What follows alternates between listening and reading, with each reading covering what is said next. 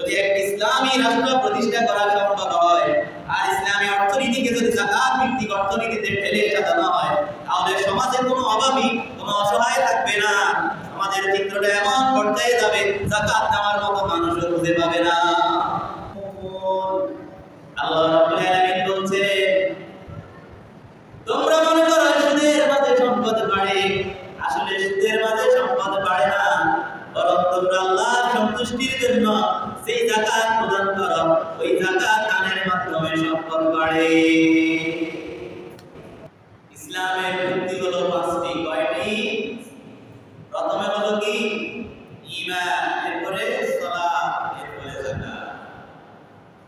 তাহলে ইসলামের পাঁচটি ভিত্তি মাঝামাঝিতে যেটি আছে সেটি হলো কি? যাকাত।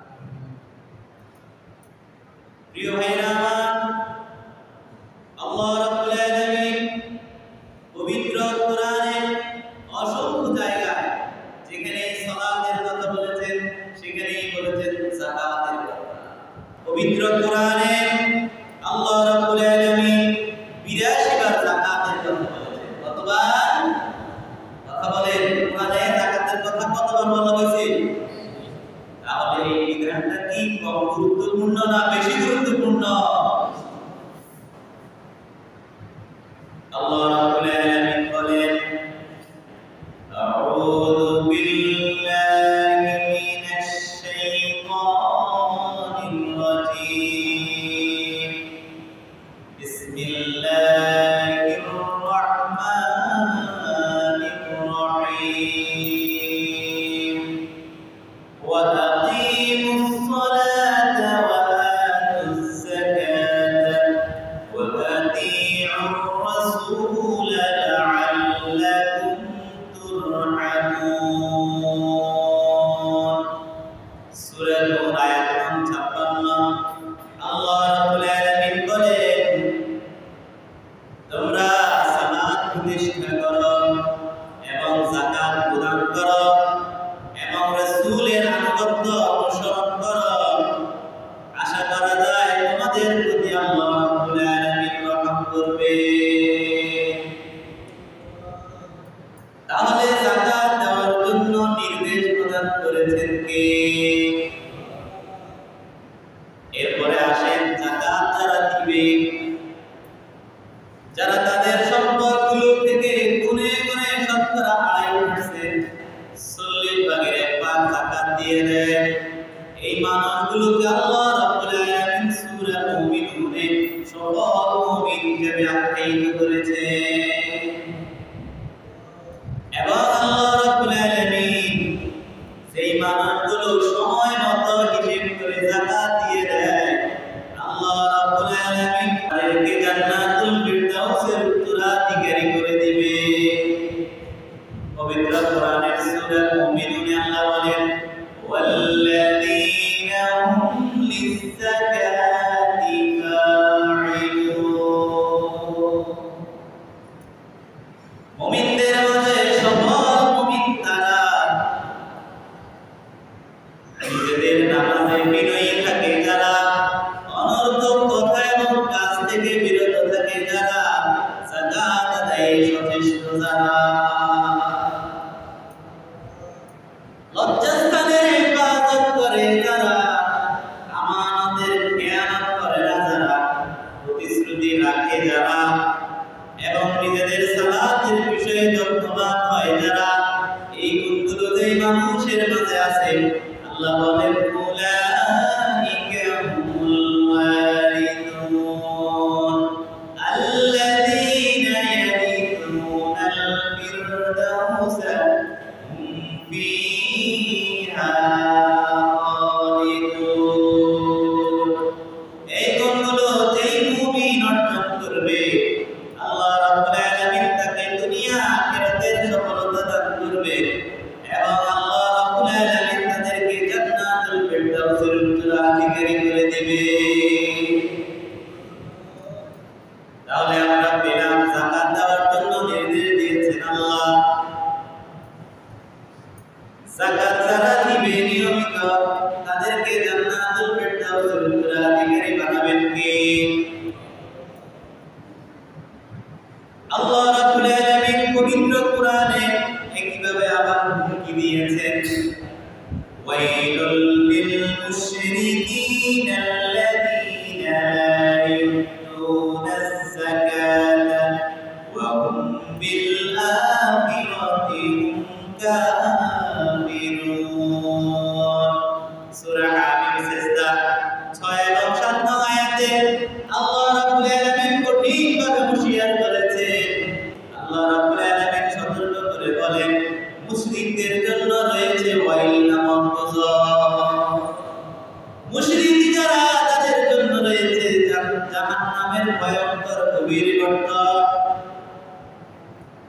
আল্লাহ রাব্বুল আলামিন মুশরিকদের পরিচয় দিতে গিয়ে বলে, মুশরিক হলো তারা যাকাত দেয় না যারা, মুশরিক হলো তারা পরকালে বিশ্বাস করে না যারা। তাহলে যদি আমরা সফল মুমিন হতে চাই, আমরা যদি মুশরিক না হতে চাই, আল্লাহর নির্দেশ যদি আমরা পালন করতে চাই, তাহলে আমাদেরকে যাকাত যথাসময়ে দিয়ে দিতে হবে। যাকাত শব্দটি দুই রকমের অর্থ দেয়। এক নম্বর অর্থ হলো যাকাত অর্থ হলো আত্মমূল্য তথা বৃদ্ধি পাওয়া, প্রাচুর্য লাভ করা। আল্লাহ রাব্বুল আলামিন এই বিষয়ে ইঙ্গিত করে সূরা রুমে আমাদেরকে জানান, ওয়া মা আতাইতুম মির রিবা লিয়ারবু ফি আমওয়ালিন নাসি ফালা ইয়ারবু ইনদাল্লাহ। যা কিছু তোমরা সুদের উপর দাও, যেন তা অন্য মানুষের মালের সাথে বৃদ্ধি পায়। আল্লাহ রাব্বুল আলামিন বলেন, আল্লাহর নিকট সেটি বাড়ে না। ওয়া মা আতাইতুম মিন যাকাতিন তুরিদুনা ওয়াজহাল্লাহ ফাউলাইকা হুমুল মুদঈফুন।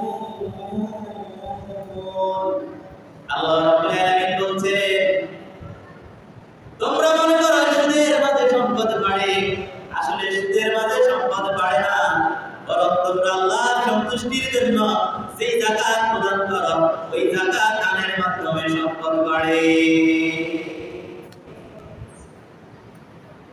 দুনিয়াতেও বাড়ে, আখিরাতেও বাড়ে। দুনিয়াতে যেই মানুষটা সুদের মাধ্যমে লাভবান হয়েছে, পরকালে ওই মানুষটাকে আল্লাহ রাব্বুল আলামিন এমন এক পুকুরে নিক্ষেপ করবে, যেটাতে কোনো পানি থাকবে না, থাকবে শুধু রক্ত। ওই রক্তের নদী থেকে লোকটা উঠে আসতে চাইবে, যখনই কিনারাতে আসবে তখন পাথর নিক্ষেপ করা হবে। কারণ দুনিয়াতে তুমি অসহায় গরিব মানুষদের রক্ত চুষে খেয়েছ, আজকে তোমার ঠিকানা হলো এই রক্তের নদী। রক্তের মাঝে আজকে তোমাকে থাকতে, দুর্গন্ধের মাঝে।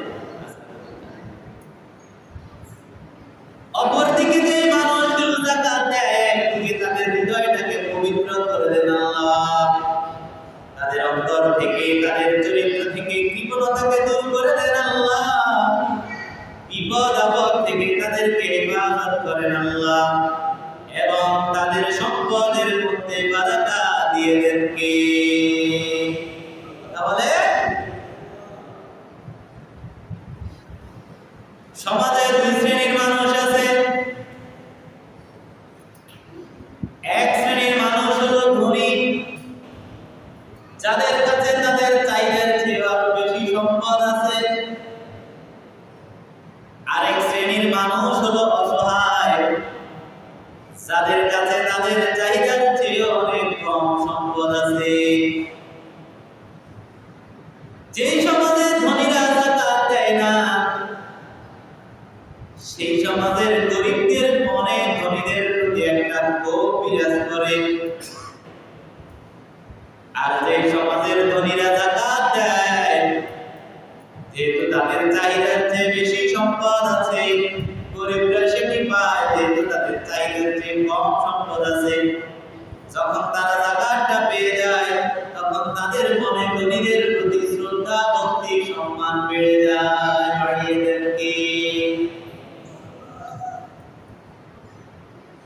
হযরত আবু দারদা রাদিয়াল্লাহু তাআলা থেকে বর্ণিত, তিনি জানান রাসূল জানিয়েছেন যাকাত হলো ইসলামের সেতু।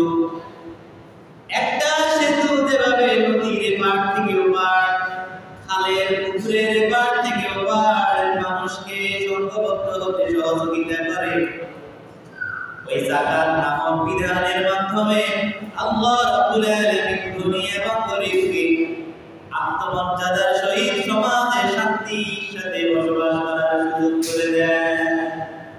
সেতু কি করে? এপারের মানুষ ওপারে যেতে পারে না, ওপারের মানুষ এপারে আসতে পারে না, কিন্তু একটা সেতু দিলে এদিকের মানুষ ওইদিকে যেতে পারে, ওইদিকের মানুষ এদিকে। এখন আল্লাহ রাব্বুল আলামিন তো যাকাত সবার কাছ থেকে চায় না। সাহেবে নিসাব যাদের কাছে 20 দিনার স্বর্ণ আছে, যেটাকে আমরা যদি গ্রাম আকারে উল্লেখ করি তাহলে হয় 85 গ্রাম, এবং 1 বছর পর্যন্ত তার কাছে জমা আছে, অথবা 200 দিরহাম রূপা, যেটাকে গ্রাম আকারে আনলে 595 গ্রাম রূপা, তাও সেটা আছে কত বছর জমা? 1 বছর। অথবা তাদের কাছে আছে এটির সমপরিমাণ টাকা, এই স্বর্ণ অথবা রূপার বাজার মূল্য যা আসে সেই সমপরিমাণ টাকা, মনে করেন 1 লক্ষ টাকা। তার দৈনন্দিন জীবনে বাজার করতে হয়, সে অসুস্থ হয়, চিকিৎসা করাতে হয়, ছেলে মেয়ের পিছনে খরচ আছে, বাবা মায়ের পিছনে খরচ আছে, সব খরচ বাদ দিয়েও 1 লক্ষ টাকা তার কাছে 1 বছর জমা পড়ে আছে। এই লোকের উপর যাকাত খরচ করেছে না। যাকাত এমন লোকের উপর খরচ করে নাই যার মনে মানতে পারে। তাহলে এই মানুষগুলো যদি তাদের সম্পদের 2.5% যাকাত আল্লাহর পথে দিয়ে দেয়, সমাজের অসহায় যে মানুষটা আছে ওই মানুষটা যদি সেই সম্পদটা পায়, তাহলে তার দৈনন্দিন জীবনে একটু সুন্দরভাবে সচ্ছলতার সহিত জীবনযাপন করতে পারে। প্রিয় ভাইরা আমার, যাকাতের দ্বিতীয় অর্থ হলো যাকাত যারা দিবে তাদের সম্পদকে, তাদের হৃদয়কে পবিত্র করে দিবেন আল্লাহ। এই বিষয়ে আল্লাহ রাব্বুল আলামিন সূরা তাওবাতে 103 নং আয়াতে জানান, খুয মিন আমওয়ালিহিম সাদাকাহ তুতাহহিরুহুম ওয়া তুযাক্কিহিম বিহা ওয়া সাল্লি আলাইহিম ইন্না সালাতাকা সাকানুল লাহুম। আল্লাহ রাব্বুল আলামিন বলেন, আপনি তাদের সম্পদ থেকে যাকাত বা সাদাকা গ্রহণ করুন। আল্লাহ তার নবীকে আদেশ দিয়েছেন যে ধনীদের সম্পদ থেকে যাকাত সদকা আদায় করুন, আর এই যাকাত সদকা দেওয়ার দ্বারা তাদেরকে পবিত্র করে দিবেন কে? কথা বলেন, আল্লাহ পবিত্র করে দিবেন। এবার আল্লাহ আল্লাহর নবীকে বলেন, আপনি তাদের জন্য দোয়া করুন। তাদের জন্য যারা যাকাত দেয়, তারা কি দেয়? তাদের জন্য দোয়া করছেন কে? রাসূলুল্লাহ সাল্লাল্লাহু আলাইহি ওয়াসাল্লাম। আমরা দোয়া চাই না? একজনের কাছে দোয়া চাই না? কিন্তু যারা যাকাত দেয় তাদের জন্য দোয়া করছেন কে? রাসূলুল্লাহ সাল্লাল্লাহু আলাইহি ওয়াসাল্লাম। মানুষের মধ্যে ওনার শ্রেষ্ঠ কোনো সৃষ্টি আছে, রাহমাতুল লিল আলামিন, খাতামুন নবিয়্যিন, সাইয়্যিদুল মুরসালিন। তিনি দোয়া করে তাদের জন্য যারা যাকাত দেয়, যারা তাদের সম্পদ থেকে দান সদকা করে। এবার আল্লাহ বলছেন, ইন্না সালাতাকা সাকানুল লাহুম, আপনার দোয়া তো তাদের জন্য প্রশান্তির কারণ। প্রিয় ভাইরা আমার, তাহলে যাকাত দেওয়ার জন্য নির্দেশ দিয়েছেন কে?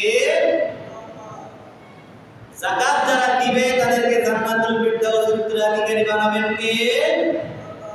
তাদেরকে শিরিক থেকে বাঁচিয়ে দিবেন, তাদের হৃদয়টাকে পুত পবিত্র করে দিবেন আল্লাহ।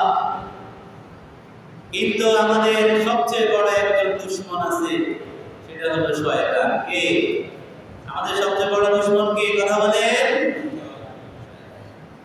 আল্লাহ রাব্বুল আলামিন বলেন সূরা বাকারা 268 নং আয়াত, আশ-শাইতানু ইয়াইদুকুমুল ফাকর ওয়া ইয়া'মুরুকুম বিল ফাহশা ওয়াল্লাহু ইয়া'iদুকুম মাগফিরাতাম মিনহু ওয়া ফাদলা।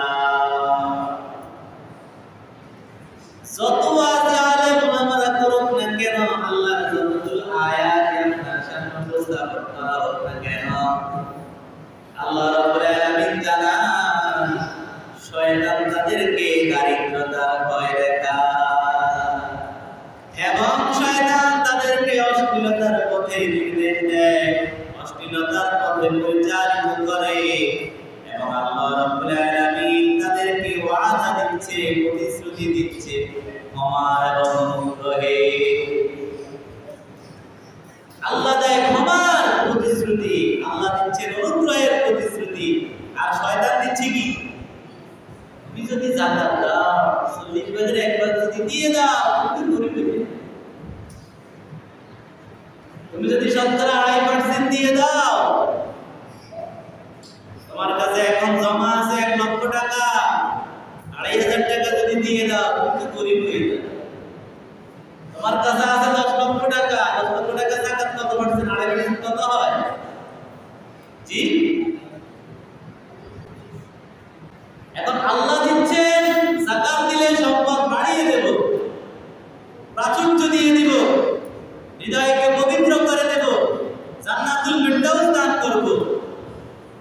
জান্নাতুল ফিরদাউস দান করা না, জান্নাতুল ফিরদাউসের উত্তরাধিকারী বানিয়ে।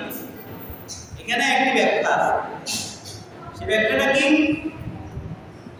আল্লাহ রাব্বুল আলামিন প্রত্যেকের জন্য একটা একটা জান্নাত বানিয়ে দিয়েছেন, কিন্তু সবাই কি জান্নাতে যাবে? সবাই কি জান্নাতে যাবে? যারা জাহান্নামে যাবে, ওই তাদের জান্নাতগুলোর উত্তরাধিকারী আল্লাহ রাব্বুল আলামিন এই মানুষকে বানিয়ে। এটাকে বলে ওয়ারিস, ওয়ারিস করে দিবে। প্রিয় ভাইরা আমার, এমন অনেক মানুষ আছে যারা যাকাত দেয় না, কিন্তু মাজারে গরু দেয়, গান বাজনার আসরে হাজার টাকার লাখ টাকার বান্ডিল ছেড়ে দেয়। কথা বলেন দেয় কি দেয় না? আল্লাহ বলছেন ইন্নাশ শাইতানা ইয়াইদুকুমুল ফাকরা ওয়া ইয়া'মুরুকুম বিল ফাহশা। খবরদার মুমিনরা, ইমানদাররা, শয়তান তোমাদেরকে দারিদ্র্যের ভয় দেখিয়ে যাকাত দেওয়া থেকে দূরে রাখবে এবং সে তোমার এই সম্পদটাকে তোমার কাছে জমা রাখতে দেবে না।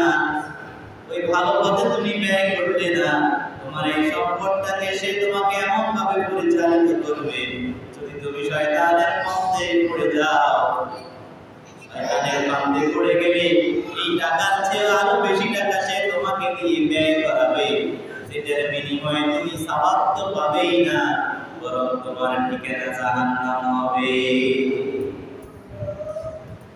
আপনি দেখেন না আমাদের দেশে শিল্পপতিদের যাকাত দেয় না, মাজারে এতগুলো গরু কে দেয়? লক্ষ লক্ষ টাকা অর্থায়ন করে গানের, সিনেমার আসরগুলো কারা জমায়? ছেলে মেয়ে, নারী পুরুষ সবাবে কনসার্টে আত্মসম্ভ্রম, লজ্জা সব কিছু বিসর্জন দিয়ে দেয়। কাদের অর্থায়ন? যাকাতের কথা বলে, এটা বলবে কি বলো তোমরা? এত টাকা যাকাত দিতে হয় নাকি? এত টাকা দিলে সম্পদ থাকবে নাকি? অথচ তারা ওখানে লক্ষ লক্ষ টাকা ব্যয় করছে। আল্লাহ আমাদেরকে বুঝার তৌফিক দান করুন।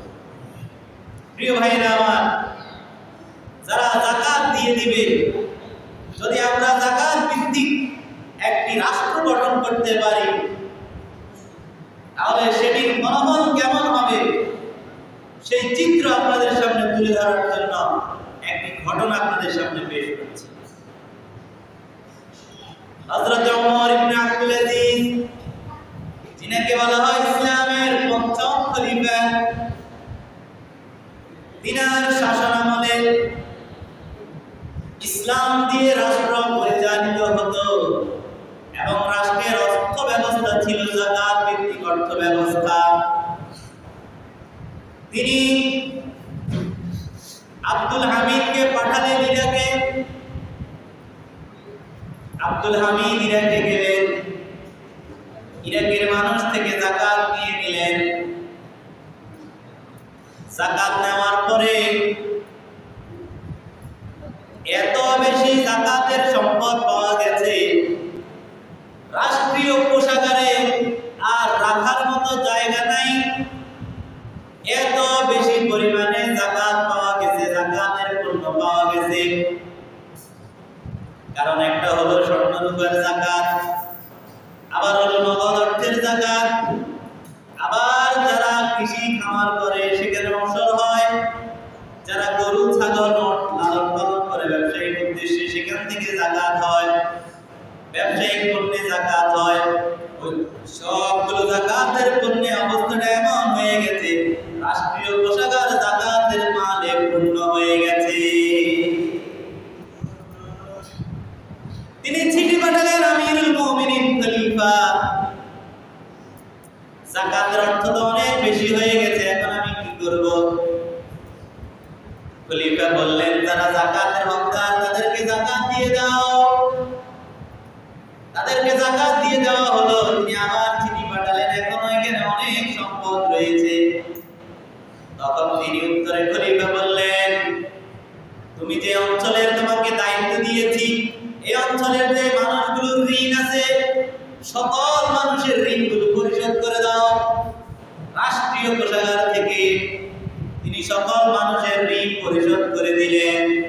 দেওয়ার পরে আবার চিঠি লিখলেন, খলিফা ওমর ইবনে আব্দুল আজিজ, এই এলাকার যত মানুষ ঋণী আছে সকলের ঋণ রাষ্ট্রীয় কোষাগার থেকে পরিশোধ করা হয়েছে। এখনো রাষ্ট্রের কোষাগারে পর্যাপ্ত পরিমাণে সম্পদ আছে। সুবহানাল্লাহ। খলিফা ওমর ইবনে আব্দুল আজিজ বললেন, তাহলে এবার ওই অঞ্চলে, ওই তোমার এরিয়াতে যে সকল যুবক আছে শারীরিকভাবে সক্ষম কিন্তু আর্থিকভাবে অক্ষম, বিবাহ করতে পারছে না, রাষ্ট্রীয় অর্থায়নে তুমি তাদেরকে বিবাহ করিয়ে দাও। রাষ্ট্রীয় অর্থ ব্যবস্থাপনায় খলিফার নির্দেশে সক্ষম যুবকদের বিবাহের ব্যবস্থা করানো হলো। তিনি আবার চিঠি লিখলেন, খলিফা, বেকার অক্ষম যুবকদের বিবাহ করানো হয়েছে কিন্তু এখনো রাষ্ট্রীয় কোষাগারে পর্যাপ্ত সম্পদ আছে। এবার তিনি আবার চিঠি পাঠালেন। হযরত ওমর ইবনে আব্দুল আজিজ জবাব দিলেন, তোমার এই অঞ্চলে যে সকল কাফের মুশরিক বিধর্মী মানুষ যারা বসবাস করে, তাদের কাছ থেকে যে বাৎসরিক কর জিজিয়া নেওয়া হয়, 1 বছরের জন্য তাদের সকলের জিজিয়া মাফ করে দাও। তাদের সকলের জিজিয়া মাফ করে দেওয়া হলো। দেওয়ার পরে তিনি চিঠি লিখলেন, এখনো রাষ্ট্রীয় কোষাগারে সম্পদ আছে। প্রিয় ভাইয়েরা আমার, কি বুঝলেন? আলোচনার বিষয় ছিল আর্থসামাজিক উন্নয়নে যাকাতের ভূমিকা। আলোচনার বিষয় ছিল আর্থসামাজিক উন্নয়নে যাকাতের ভূমিকা। যদি একটা ইসলামী রাষ্ট্র প্রতিষ্ঠা করা সম্ভব হয় আর ইসলামী অর্থনীতিকে যদি যাকাত ভিত্তিক অর্থনীতিতে ঠেলে সাজানো হয়, তাহলে সমাজে কোনো অভাবী, কোনো অসহায় থাকবে না। সমাজের চিত্রটা এমন পর্যায়ে যাবে, যাকাত নেওয়ার মতো মানুষও খুঁজে পাবে না। কারণ যাকাত তো যাকে তাকে দেওয়া যায় না। যাকাত কাদেরকে দিবে সেটাও আল্লাহ রাব্বুল আলামিন কোরআনে নির্ধারণ করে দিয়েছেন। ইন্নামাস সাদাকাতু লিল ফুকারা ওয়াল মাসাকিন ওয়াল আমিলিনা আলাইহা ওয়াল মুআল্লাফাতি কুলুবিহিম ওয়া ফির রিকাব ওয়াল গারিমিন ওয়া ফি সাবিলিল্লাহি ওয়া বিনিস সাবিল। 8টি খাত কোরআনে আল্লাহ রাব্বুল আলামিন নির্ধারণ করে দিয়েছে। এই খাতের বাইরে কাউকে যাকাত দেওয়া যায় না। আর এই 8টি খাতে যদি কাজ করা হয়, সমাজে কোনো অসহায়, কোনো অভাবী লোক